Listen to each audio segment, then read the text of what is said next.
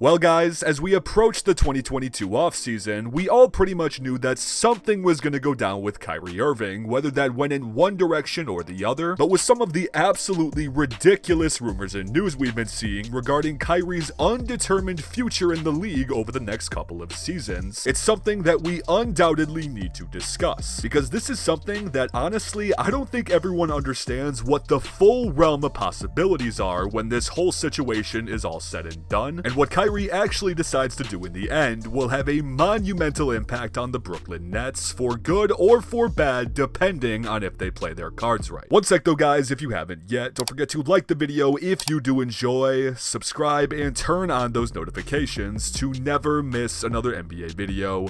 Love you guys. Because not only are we so close to 50,000 subscribers, and believe me, I cannot thank you guys enough for this, but also, according to my numbers, over 95% of you guys coming back to watch the content haven't even subscribed yet. So again, a huge thank you to all of you, but anyway, in case you've been living under a rock and not paying attention to social media whatsoever over the last couple of days, it will be news to you that Kyrie and the Brooklyn Nets are currently in shaky waters in terms of their future. Because while Kyrie is not yet hitting free agency, he does have a $36.9 million player option sitting on the table that he needs to decide on by June 29th. And while this portion is obviously out of the Nets' control, there has still been continued discussions between both parties regarding a contract extension that haven't gone in the best direction. Because as you can assume, with a player like Kyrie, who knows what his worth is going to try to obtain the biggest bag possible for the longest span of time, the Brooklyn Nets really aren't buying into what Kyrie's trying to sell them. Because reports are releasing that the Nets have been consistent in pushing an offer towards Kyrie Irving that is, quote, short-term and incentive-based. Essentially meaning, in the simplest way possible, the Nets are trying to pay Kyrie Irving only for when he plays. And I mean, you really can't blame them for going in this direction, considering Kyrie has only played in 103 total games in his 3 years in Brooklyn. But also, as you probably could have guessed, Kyrie isn't too thrilled with this. In fact, there have been other rumors flying around as well that say Kyrie and some other major teams in the NBA have mutual interest in trying to pair up this offseason. Now yes, I do understand that we need to take all of this for what it's worth, as a lot of it is rumors and speculation, but in terms of reality and what we know is actually going to happen, the fact of the matter is that Brooklyn is walking a very fine line right now, and if they want to have any hope of keeping their championship aspirations, they pretty much have to do whatever Kyrie Irving wants. Because say for example, Kyrie Irving somehow declines this player option, which is very unlikely, and I will explain why in a second, the idea of letting Kyrie walk for absolutely nothing this offseason would not only kill any and all championship hopes for Brooklyn over the next couple of years, but it would also potentially send Brooklyn into an all-out rebuild. Because in case you missed it, other rumors have been flying around that if Kyrie Irving were to dip out of Brooklyn this offseason, and this is whether they would get return from him in a trade or not, that Kevin Durant would be skeptical about his future in Brooklyn. And the fact that KD is just getting into the 4-year, $194 million extension he signed with Brooklyn a couple years ago makes all of this that much more of a dumpster fire right now. But yeah, so the best case scenario that I see right now for both parties, being Kyrie Irving and the Brooklyn Nets, would be for Kyrie to accept his player option this season. Because not only does this offer Brooklyn more time to possibly discuss a contract extension or even a sign-in trade possibility if it did come to that, but also regarding Kyrie, this is the best situation possible for him to make the most money if he were to sign an extension off of this player option. Because as we mentioned, with this $37 million player option year sitting on the table right now, if he were to opt in and extend off this, he could be making as much as $45 million a year starting in the 2023 season. And as we know now, some of the bigger contenders to try to get Kyrie Irving this offseason, being the Lakers, the Clippers, and the Knicks, it would be a very tricky situation no matter where Kyrie wanted to go, considering there would be a lot of cap that needed to be cleared in this process. So yeah, you guys, I mean, if we don't see anything other than Kyrie Irving opting into this $37 million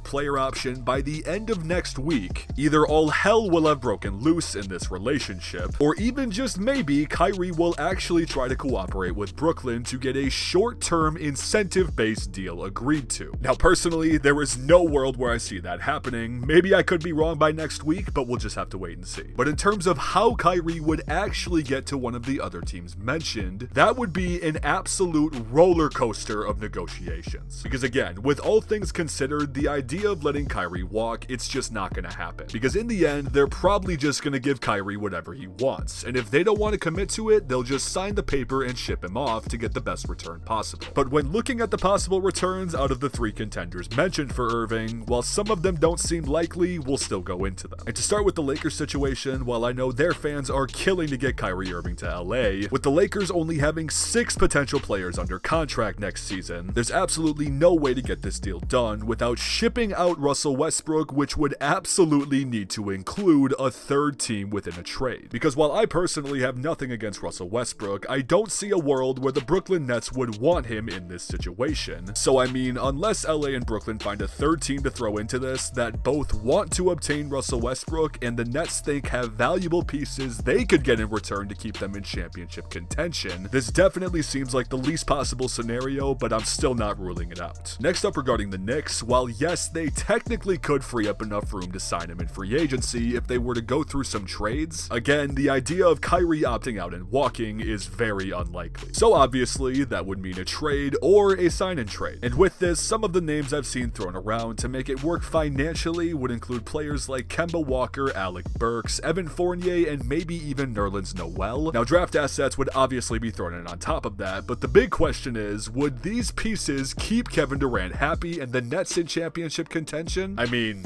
probably not. I still won't rule it out, but probably not. And last but not least, we have the most likely scenario, in my opinion, if this even were to happen, which would be for the Los Angeles Clippers. Because just to name a few guys that could be included in this trade, being shipped to Brooklyn would be guys like Norman Powell, Reggie Jackson, Luke Kennard, Marcus Morris, and even Terrence Mann. Now, I'm not saying all of them would need to be included, and I'm also not saying that these are the guys Brooklyn would be asking for, but I am saying if push comes to shove, Kyrie Irving opts in, demands a trade, or a sign-in trade is on the table, in terms of a team that both want Kyrie Irving and also have pieces that could be sent back to possibly keep Kevin Durant happy, the Clippers, at least in my eyes, seem like the most ideal scenario. Now again, of course, everything is speculation at this point. We still need to wait for a lot of things to unfold to see if any of this would actually come to fruition, but still, I think it is safe to say that over the next couple of weeks, that the NBA offseason, with trades, free agency, the draft coming up tomorrow, it is going to be absolutely insane, and I cannot wait to see what unfolds. But you guys, I'm also very curious to hear what you have to think about the entire situation with Kyrie Irving and the Brooklyn Nets. So please let me know in the comments, what do you think Kyrie's going to end up doing this offseason? Where do you think he's going to end up? And also, with all things considered, what do you think is the best course of action for the Brooklyn Nets, not just over the next couple of weeks, but over the next couple of years as well? And again, you guys, if you haven't yet, don't forget to go down below and leave a like on the video if you did enjoy, and of course, subscribe while you're down there. I love the actual NBA season, but the off season is just as entertaining. We're going to be coming out with so much content regarding it over the next couple of weeks. So just believe me when I say it, you do not want to miss out. But also, I just wanted to say thank you so much to each and every one of you for watching. I appreciate you all more than anything. You all know this, and I will see you guys in the next video.